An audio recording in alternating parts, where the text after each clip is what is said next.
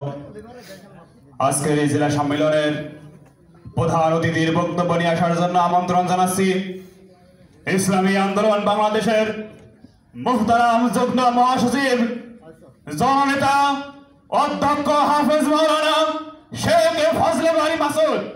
বক্তব্য রাখার জন্য আমন্ত্রণ জানাচ্ছি অধ্যক্ষ হাফেজ মাওলানা শেখ ফজলে বারী মাসুদ।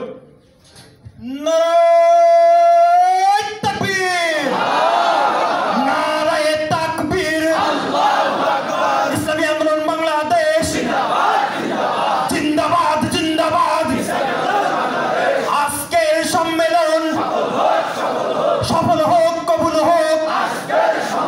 নারায়ে তাকবীর।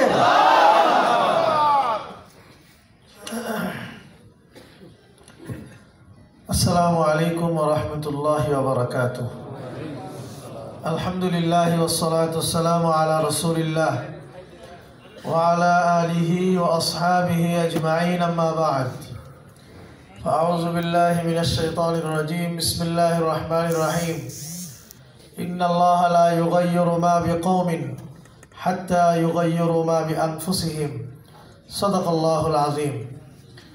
এদেশের গণমানুষের প্রিয় সংগঠন ইসলামী আন্দোলন বাংলাদেশ কুষ্টিয়া জেলা শাখা কর্তৃক আয়োজিত আজকের এই জেলা সম্মেলনের সভাপতি বীর মুক্তিযোদ্ধা জননেতা জনাব আলহাজ আহমদ আলী, উপস্থিত ইসলামী আন্দোলন বাংলাদেশের কেন্দ্রীয় সহ সাংগঠনিক সম্পাদক, ঢাকা মহানগর উত্তরের সংগ্রামী সেক্রেটারি, কুষ্টিয়ার কৃতি সন্তান জননেতা মাওলানা মোহাম্মদ আরিফুল ইসলাম, উপস্থিত জেলা নেতৃবৃন্দ, জেলা সহযোগী সংগঠনের নেতৃবৃন্দ, সম্মানিত উপস্থিত ওলামায়ে কেরাম, আমার সামনে সমবেত ঐতিহ্যবাহী জেলা কুষ্টিয়ার সংগ্রামী জনতা, আমার ভাই ও বন্ধুগণ, প্রিয় ভাইয়েরা আমার, দীর্ঘ সময় আলোচনা হয়েছে। আমরা আশা করি সকল বিষয় উপলব্ধি করেছি। আমরা সকলে জানি বিগত যে ফ্যাসিস্ট সরকার ছিল আপনার আমার উপরে কি পরিমাণ জুলুম আর নির্যাতন করেছে আমাদের নতুন করে বলার কিছু নাই। আমাদের কুষ্টিয়া জেলা সহ সারা বাংলাদেশের এমন কোনো অঞ্চল নাই, এমন কোনো এলাকা নাই যে এলাকার মানুষ তাদের নির্যাতনের শিকার হয় নাই। কি বলেন, ঠিক না? পদে পদে প্রত্যেকটা জায়গায় মানুষ নির্যাতিত হয়েছে।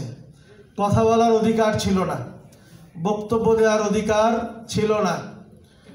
মানুষের থেকে সমস্ত অধিকারকে ক্ষুণ্ণ করে কুক্ষিগত করে রেখেছিল বিগত আওয়ামী ফ্যাসিস্ট সরকার।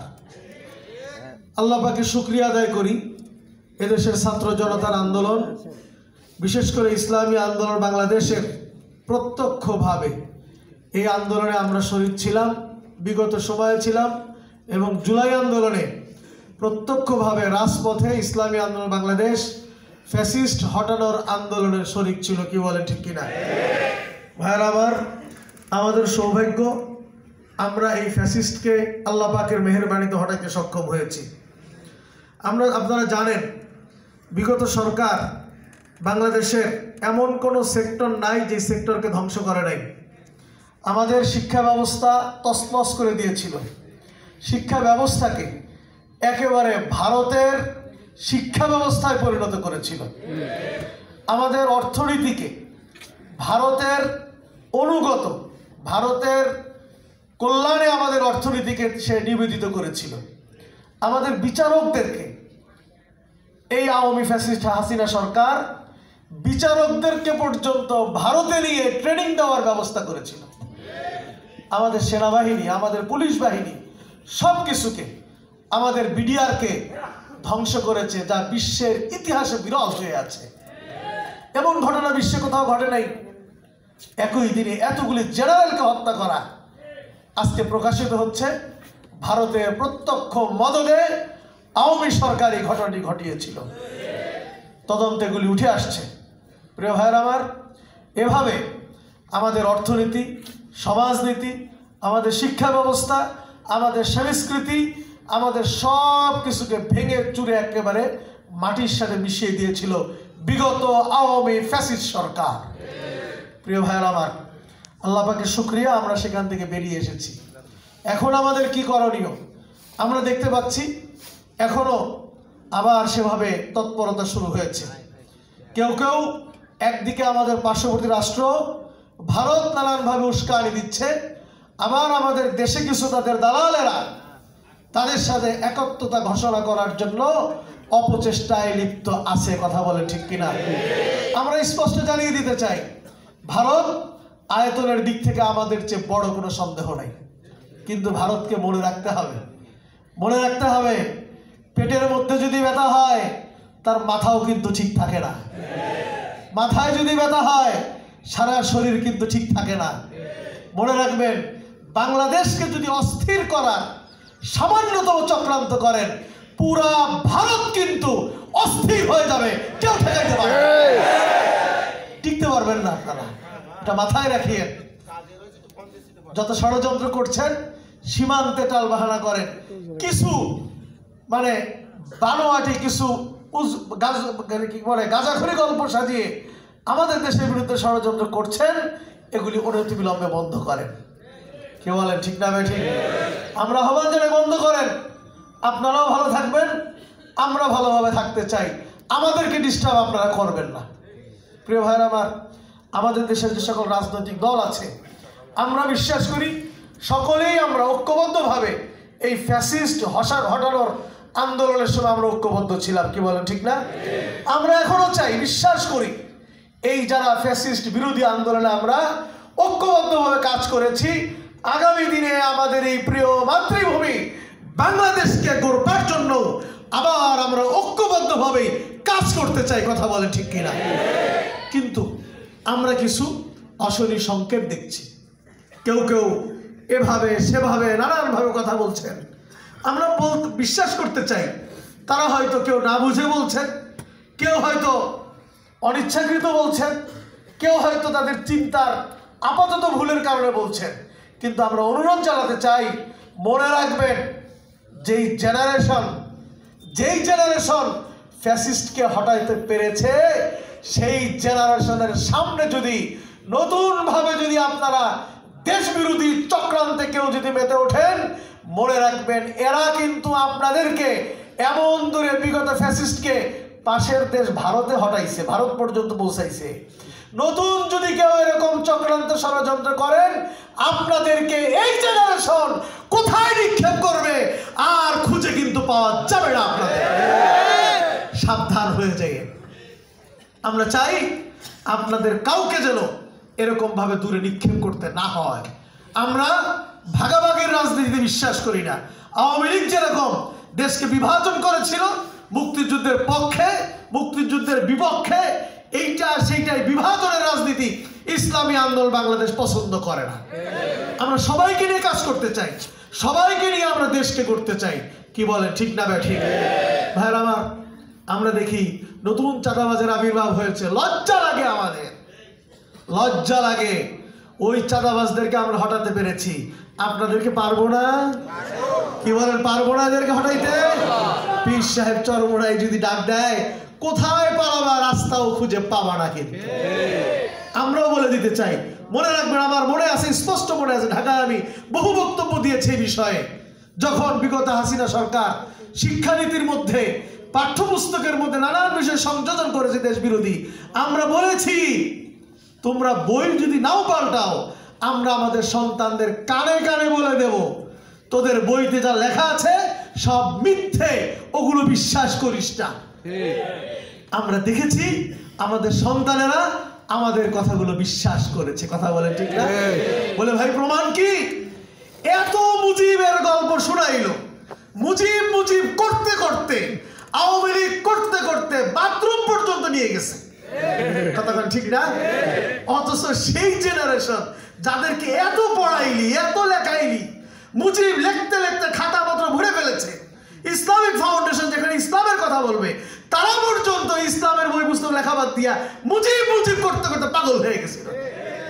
সেই জেনারেশন এত পড়াইলি, সেই জেনারেশন তোদেরকে এমন ভাবে পদদলিত করেছে, লজ্জা লাগা উচিত তোরা যদি মানুষ। কথা কন ঠিক না? আমরাও জনগণের কানে বলে দিতে চাই, যারা নতুন করে চাঁদার বক্স খুলেছেন, চাঁদার ডিব্বা নিয়ে মানুষের দোকানে দোকানে জিম্মি করছেন, মনে রাখবেন আমরাও জনগণকে বলে দিচ্ছি, যারা এখন চাঁদার ডিব্বা নিয়ে তোমার কাছে আসছে, হয় তাকে বেঁধে রাখো, অন্যথায় তার চেহারাটা চিনে রাখো। কোন দলের কোন গোষ্ঠীর চিনে রাখো, ভোটের সময় দেখা হবে ইনশাআল্লাহ।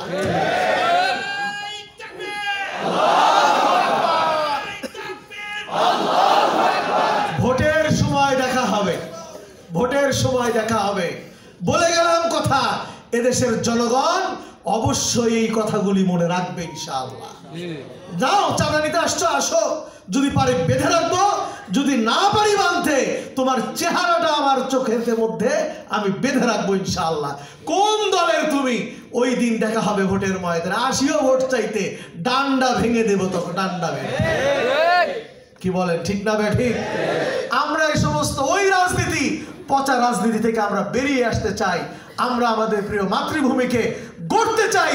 আপনারা জানেন, আপনারা বিশ্বাস করেন, আমার দৃঢ় বিশ্বাস আপনাদের জানা আছে, আমাদের এখানে বয়স্ক যারা আছে তারা জানেন, পড়েছেন, বাংলাদেশ আমাদের ছোট্ট ভূখণ্ড হতে পারে, 55,000 বর্গ মাইলের আমাদের এই ভূখণ্ড, কিন্তু অতীত ইতিহাস দেখেন, আমাদের এই ভূখণ্ডে এত পরিমাণ সম্পদ আছে। ব্রিটিশরা, তারও আগ থেকে পর্তুগিজরা, বিভিন্ন জনগোষ্ঠীর, তারা বিভিন্ন সময় বিশ্বের বিভিন্ন প্রান্ত থেকে এই বাংলায় ছুটে আসতো। কেন? আমাদের বাংলায় সম্পদ আছে না নাই? কথা বলেন। এই সম্পদের লোভে তারা ছুটে আসতো। আপনার ইতিহাস পড়ে দেখবেন, ইউরোপে যে শিল্প বিপ্লব হয়েছে 1700 সালে, সেই শিল্প বিপ্লব হয়েছে এই বাংলার সম্পদকে পাচার করে। ব্রিটিশরা ইউরোপে বিপ্লব করেছে। কথা বলেন ঠিক কিনা? আমাদের দেশে সম্পদ আছে, 18 কোটি জনগণের 36 কোটি হাত আছে।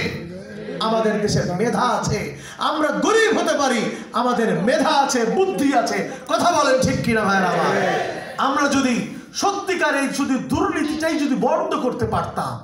হাসিনা সরকার এত বড় বড় মেগা প্রজেক্ট দেখিয়েছে, আপনি খোঁজ নিয়ে দেখেন, এই প্রজেক্টের জন্য যেই টাকা বাজেট হয়েছে, 100 টাকার মধ্যে 80 টাকা 90 টাকা পর্যন্ত তারা খেয়ে ফেলেছে, বিদেশে পাচার করেছে, 10 টাকার কাজ করেছে। কথা বলে ঠিক। ইসলামী আন্দোলন বাংলাদেশ যদি তো দায়িত্ব দেয় দেশের মানুষ, আমরা চ্যালেঞ্জ করে বলতে পারি, পীর সাহেব চরমনাই, ওই 100 টাকা বাজেট হলে 100 টাকার মধ্যে 100 টাকারই কাজ হবে ইনশাআল্লাহ। আর যদি তাই হয়, দেখবেন বাংলাদেশ প্রকৃত সোনার বাংলাদেশ গড়তে সক্ষম হবে ইসলামী আন্দোলন বাংলাদেশ ইনশাআল্লাহ। কি বলে, রাজি আছি না নাই? কারা কারা রাজি আছে না?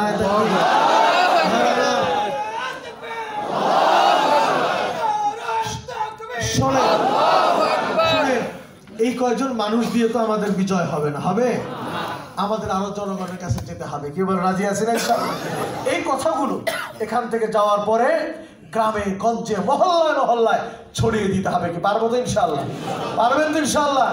ইসলামী আন্দোলন বাংলাদেশের সুনাম আছে। ইসলামী আন্দোলন বাংলাদেশ করোনার সময় জীবন বাজি রেখে, আপনারা যান নাই মানুষের কাছে? কি গেছে কি যাই নাই? যেখানে আগুন লাগে, দুর্ঘটনা ঘটে, বন্যা বলেন, যে কোনো জায়গায় ইসলামী আন্দোলন বাংলাদেশ সর্বাগ্রে সেখানে পৌঁছে গেছে কি যায় না? ভাইয়ের আমার, এই সুনাম আছে আমাদের। আমরা মনে করি আমাদেরকে এখনো জনগণের পাশে যেতে হবে।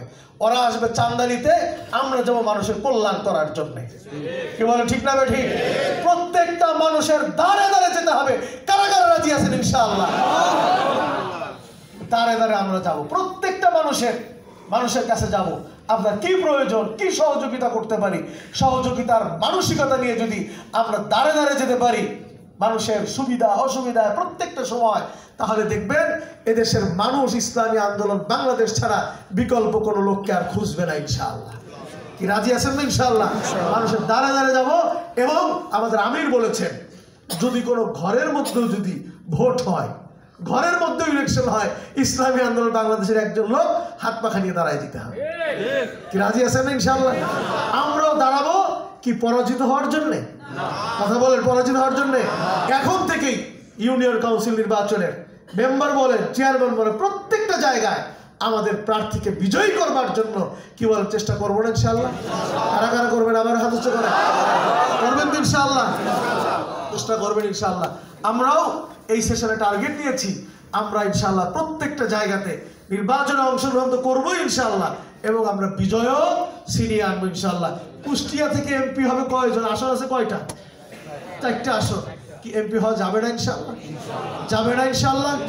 যদি হিম্মত করেন, চেষ্টা করেন, 4টা আসনেই হাত পাখা বিজয় হবে ইনশাআল্লাহ। সেজন্য আমাদেরকে কাজ করতে হবে। রাজি আছেন তো ইনশাআল্লাহ? ভাইরা আমার, আমরা সেই লক্ষ্যেই কাজ করব, অগ্রসর হব, তৎপরতা চালাবো ইনশাআল্লাহ। আমরা এখন বিগত যে সেশনে আমাদের এই জেলা, আপনারা জানেন জেলা সম্মেলনের মাধ্যমে আমাদের জেলা কমিটি নতুনভাবে